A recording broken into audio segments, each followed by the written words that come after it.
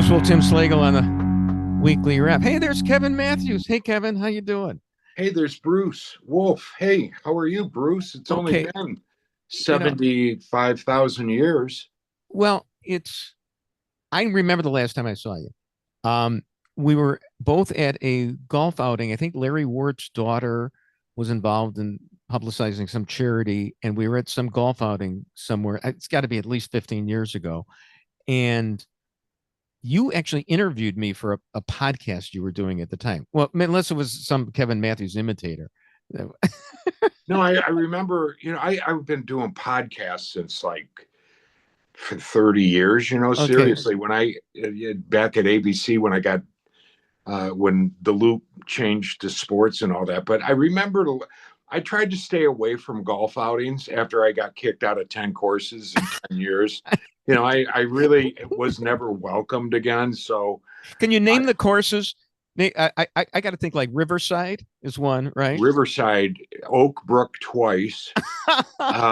There was a place, Bruce, it was, they were all over the And place. give us a reason that somebody would kick. You're such a nice, all the guys that I worked with at the Loop. I mean, and I, who I worked with. I mean, you were always nice. I know, you had that, you could be vicious if I may do a Kevin Matthews, Oh, Eddie Eddie. Schwartz, But but yeah, I'm nice. But remember Seika taking her clothes off, the adult porn star? That happened over at Oak Brook. You've got okay. strippers coming parachuting out of airplanes, Yeah. landing on the tee boxes, ball Yeah. washers. We've wrecked There we courses. go. Right. I mean, come on. We broke windows. We food Yeah. fights. They hated us. Larry Wirt, his I thought literally he should have gotten kicked out. Uh-huh. And we raised $325,000 for a charity.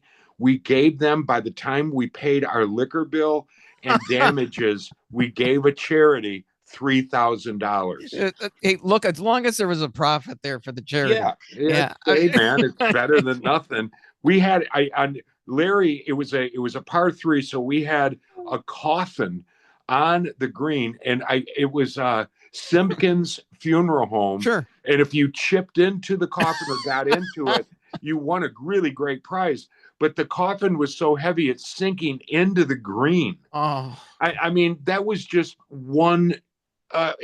We destroyed that place, And you and had Chicago Bears players there. I mean, like I remember, McMichael and yeah, the late great Steve McMichael and so Walter Payton, oh my. McMahon, Oh Payton, they yeah. all played. Well, I And remember McMahon. I think it was one of the outings. He saw me tee off and I sliced it really bad and he made fun of me. And it was like, okay, I got Jim McMahon making fun of me. That's fine.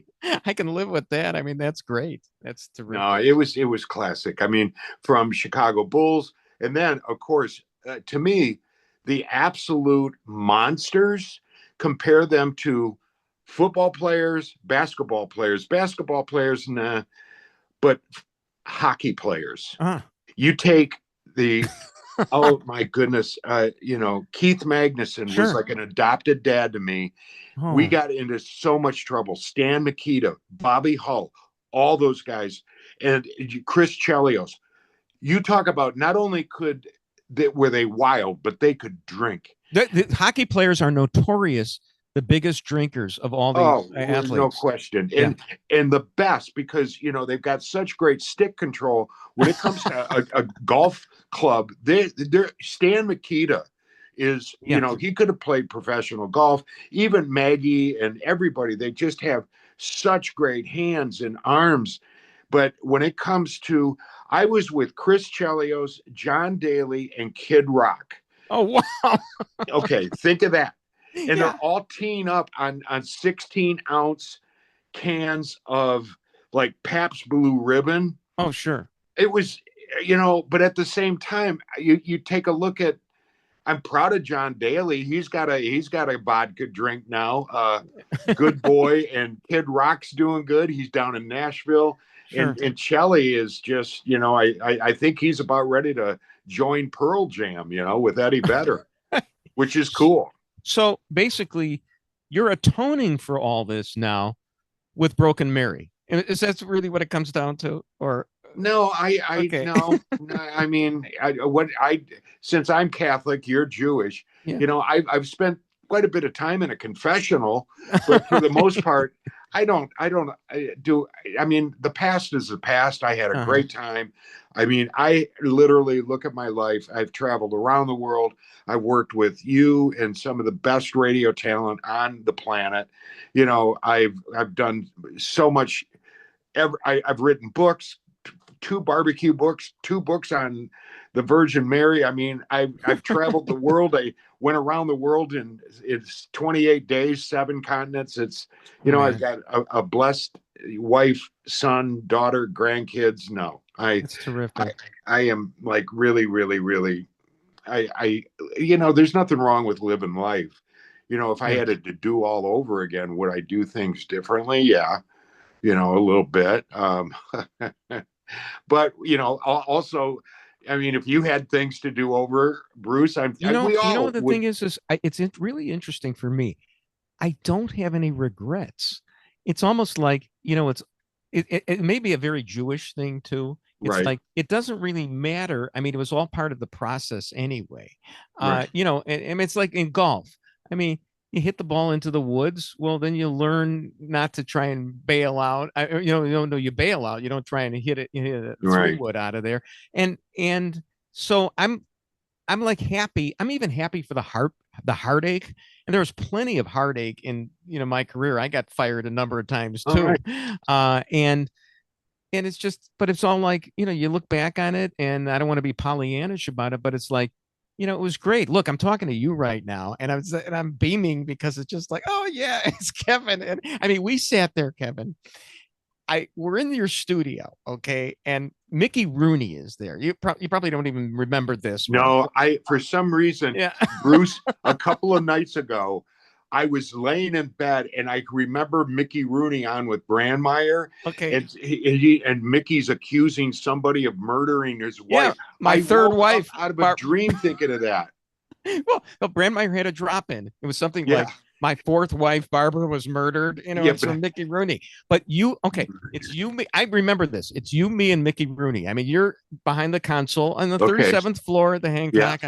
yeah, Here's the yeah, evidence. Mickey Rooney is sitting right next to me. I mean, you're talking about one of the most famous right, Hollywood celebrities ever. I mean, let's do a show with Judy Garland. I mean, that right, kind of yeah, stuff. yeah. And he's sitting there, and he's in town to do Lend Me a Tenor. All right. Which, by the way, he crapped all over. And the reason he did it, because it was a drawing room comedy with all kinds of, and those kinds of comedies, it's quick entrances and exits and slamming doors and stuff like that.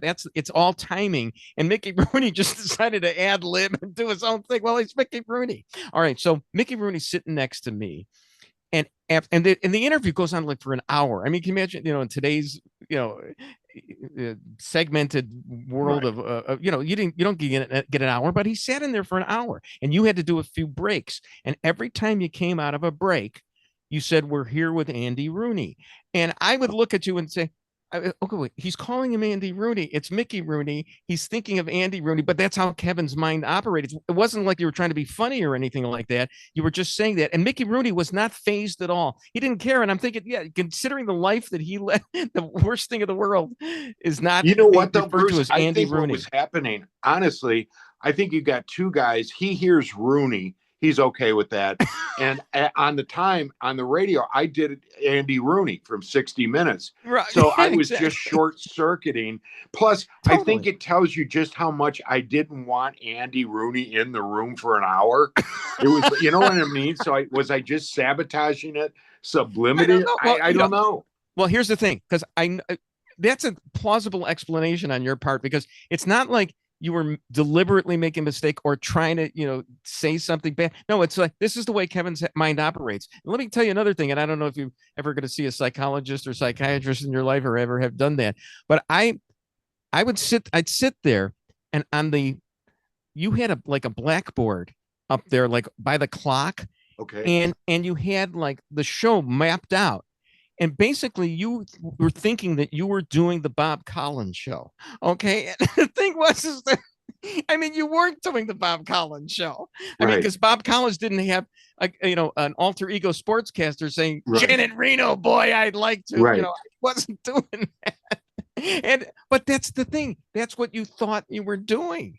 And isn't it amazing? It's like when you look at your golf swing and you think, well, that's not my golf swing. That's Right. yeah. And I think what was always, I mean, day one when I was even doing college radio, I at least had an outline, and I'd always have an outline. I guess that was a net that I never used at Uh-huh. all. I never used anything, and I think that's why I went through so many producers. They worked on all these shows, and it's like I'm not doing it.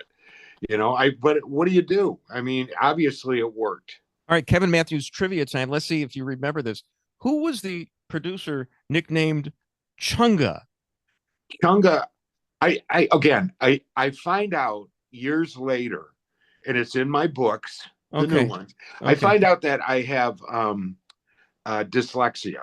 Okay. So yeah, and that came as a big surprise. And so I always had spelling and reading and whatnot. I can't remember regular people's names. That's how come, Bruce, if you remember, I'd walk around the radio station and I would call everybody, Loop employees, buddy. Hey, Uh-huh. buddy. Hey, buddy. Okay. Hey, buddy. And I mean, I'm working with, Jimmy DeCastro, our general manager, and I'd call him, hey, buddy. I You didn't forget is he. recognize. Anyways, the bottom line is, it's dyslexia. And, So are you telling me you don't know who Chunga is?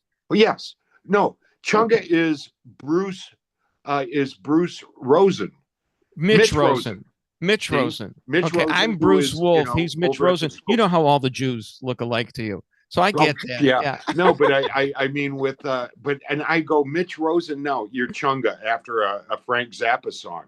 And there was Flipper and there was Shemp and there was Shemp, sure. Pugsley, Yeah, yeah. I remember. then All I right. Well, still call people like that. we'll come back and see, if you remember who you were right after these important Okay. words. Bruce Wolf, Tim Slagle is off for these last two segments with Kevin Matthews on the weekly wrap.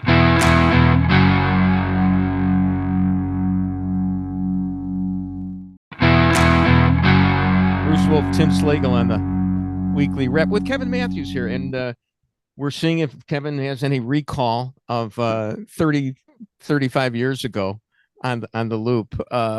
And it's pretty good. You remember, quite a bit of that. I mean, I had a notion that I would ask you if you'd have Eddie Schwartz interview you right now about Broken Mary. No, I can't. You know what? I mean, I guess if I have any remorse, I when we brought Eddie Schwartz from WGN Radio, where he was king in the overnights, Right. and we brought him in, and it was just, to me, that was cruel. And I since apologized to Eddie, and Sure. Eddie unfortunately died. Yeah. But I I was mean, at his Eddie funeral, had by one the of way. he was a great heart, and he loved radio. And you know what? In all honesty, Eddie was a great broadcaster. I mean, he lived for radio, and I mean, So you feel bad about that. You know what? Eddie's a Can sweet I tell soul. you a quick Eddie Yeah. story? I'll Yeah. tell you, it involves you. So, I used to do the Stephen Geary show. I would do the sportscasts on their afternoon show, but I was at channel 32 with a microphone there. Yeah. And so I'm sitting there and they were in the studio. And one day I get a call in a studio phone, sports studio phone, and I pick it up, and the guy on the other end says, "You are vicious," and something like that, and he, you should be ashamed of yourself. And by the way, I am doing a Kevin Matthews, Eddie Right, Schwartz which right is now, funny. which by nobody else could do it, and so I go, all right, Kevin, thanks. You're driving me crazy right now. I thought it was you. It was actually Eddie. Yeah. Okay. And it was Eddie. So, and he was upset with the way he had been treated by Stephen Geary. And he thought that I should feel guilty because I shouldn't do this at all. So like the next day, like I'm on the air with Stephen Geary and Steve's going into a bit about Eddie at that point. mean bit. I'm not in their studio, so I'm just, in my studio listening. But Steve, having an ear for everything, he stops like 45 seconds into the bit and he says, all right, Bruce, what's wrong? Because I wasn't saying anything. And he nailed me. He caught me. So kudos to Steve for being that accurate. But yeah, I felt bad about Eddie too. And I was actually at his funeral, which was at Waldheim Cemetery. Rob Feeder asked me to go. I was like between jobs. Can you believe that? And I went to his funeral, which was at Waldheim Cemetery, which is only a few blocks away from Riverside Country Club, by the way. And it's an old Jewish cemetery. And Dave Baum was there, and Wendy Snyder was there, and Chunga Mitch Rosen was there. Okay. And Dave Baum says at one point, "What's Bruce Wolf doing here?" And it was a good question. But anyway, they had the funeral, and I swear, Kevin, it was at one end of this old cemetery, and there was a loading dock on the other side for some stores or some warehouses or whatever. And there was a loading dock and one of the trucks there was this big red truck that said Weinstein Chinese food. Okay. So it was Jewish and in the Chinese kind of letters for Weinstein on this big red truck. And it says Weinstein. So it's Jews and Chinese food. And so I'm looking at that. I'm at that funeral for Eddie Schwartz.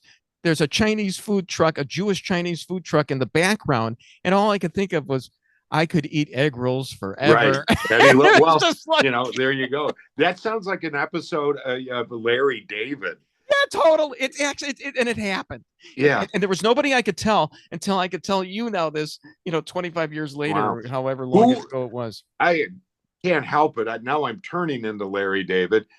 Who was Eddie's pallbearers, and how could they lift that coffin? All right, now you're getting into it. Now, if you don't start doing any of well, first of all, by that time, unfortunately, he probably had wasted away, but he died. He was only 62 years old. And I just was like, but it was absolutely bizarre. And those, I mean, it's like Andre the Giant when he died. Yeah, he at least Kevin, you're slipping into it, and we're going to take away Broken Mary from you. I got to tell you. No, I'm not. I'm just thinking of something. I'm just like, big people. Who lifts them? At that point, he wasn't that big. I don't think. I mean, if you have some kind of, you're probably not that heavy at that point. I don't know. Nobody, unfortunately, nobody really was on the air at that time to just now you got me thinking. And you know what? Here's the thing, just to show you what kind of jerk I am. Well, you said that, you like made amends to Eddie or felt bad about him. You know who else felt bad about it was Steve, because Eddie would go on Steve's show later on when he was not on, he wasn't employed anymore, but Eddie would call in on occasion to Steve's show, and Steve was nice to him. And it was a whole different era. Mm-hmm. Well, I actually got upset that Steve wasn't at Eddie's funeral. So I wrote him like an email or something, yeah. And I happen to know that I've, from reliable sources, that Steve's not too happy by a couple of the emails that I sent him. But I look back at this stuff like I say, even the heartache, whatever, it's like, it was just cool. I mean, look at this. I know you're part of, I saw the clip for Larry Wirtz got a movie that he's making about the Loop right now. Yeah. And I saw the clip with you and Johnny and Steve and Jimmy Kimmel and Larry has asked me to, at some point I'm getting down there to do something. But my thing is, before I started at the Loop, when I was at the Loop, Johnny did his first broadcast from my law office, okay, on the 32nd floor of 30 North LaSalle, because he was trying to get around the injunction that his former station in Phoenix had gotten on him so that he couldn't broadcast here. So he did a broadcast from my law office. So that's kind of my roots, from my law office. And now I'm a lawyer again. Oh. And so in between all that time, I got to make a living as a wise ass. Okay. Which is I'm grateful for. What kind of attorney are you? You do criminal? I work for a personal injury law firm. It's really one of the top personal injury law firms in the country. And the funny thing is that I mean, I'm the old guy there. The partners are Right. 25 to 30 years younger than I am, and the associates are 30 to 45 years younger than I Mhm. am. I imagine working, and they're all really smart people, and it's a great firm, and I just try to keep up and Good. help out a little bit. But Now, that's is he, do you, are you a big, because I'm a big fan of, Better Call Saul. well, yeah. Are Yeah, you like Saul? we're a little bit more honorable and ethical than Saul was. Oh, So hey, look, my producer's telling me let's talk a little bit about Broken Mary. I know the story. I did a lot of research on it, and I watched the Channel 2 interview you did, which was great. But yeah, I mean, tell us the story here real quickly. well, I've never had an interview about Broken Mary led up to all these things about golf outings and Eddie Schwartz and Chinese food and Jewish cemeteries, but it's an amazing story, honestly, Bruce. That it all started a decade ago when I found this statue of the Virgin Mary, and I was just happened to be going to get my wife some flowers, and I get out of the car and I look over and I see a dumpster, and I can tell right on the ground is a statue of this Virgin Mary, and I'm Catholic. And oh, and by the way, Bruce, if you want to become Catholic, I've got a application in my car that I'd like to send But you, do you and I get think you would be much happier. And remember, Jesus was Jewish. it is Jewish, even he's Is eternal. He is Yeah, Jewish. So yeah, he's all right. changed a few things, Look, but if getting it back, yeah, you go know, ahead. Okay, sure. and I saw this statue and I went up to it, and this statue is broken in half. Her hands are missing. She's covered in garbage. And the journey really begins of getting that statue from that dumpster, because I went into the flower shop and I asked to buy it. And they said, well, no, it's not for sale. It's a family heirloom. And the challenge was getting it.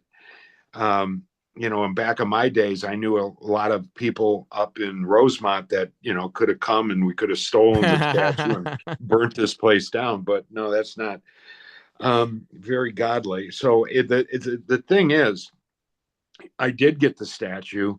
What I did with the statue, I put her back together, but I didn't fix her hands. This monument maker wanted to make her brand new. You won't even tell she's broken. And at that time in my life, Bruce, I had run through all these radio stations. Doctors thought I had a brain tumor. It turns out to be a rare form of MS. And my whole life just was at a dumpster. And I said, no, I want to keep her broken, just put her the two halves together. And I said, she reminds me of me. I want to call her Broken Mary. And I ended up uh, I met a priest because I was slowly coming back to church. And um, it's an incredible story, Bruce, because what ended up happening, the statue was blessed by a priest, and then people started taking her home. She's been in hospice and emergency rooms, prison. The most broken are relating to this. And here it is, 2 books later, with Matthew Kelly, Broken Mary, and Mary's Roadie, and now Phantom. This movie that opened in theaters October 7th. It's going to be streaming soon, right after Thanksgiving, and you'll be able to see it. And you have, I mean, and it's helped people. There have been some miracles. Oh, You there's no, think, right? Bruce, it's absolutely, I mean, we were over in 1,000 theaters, and it's amazing how relatable this is. And I truly believe that, soon I'm going to be coming over to Rome. I would love the Pope to bless her so she becomes Our Lady of the Broken, and she's getting attention worldwide. I mean, literally, from the Philippines to Australia.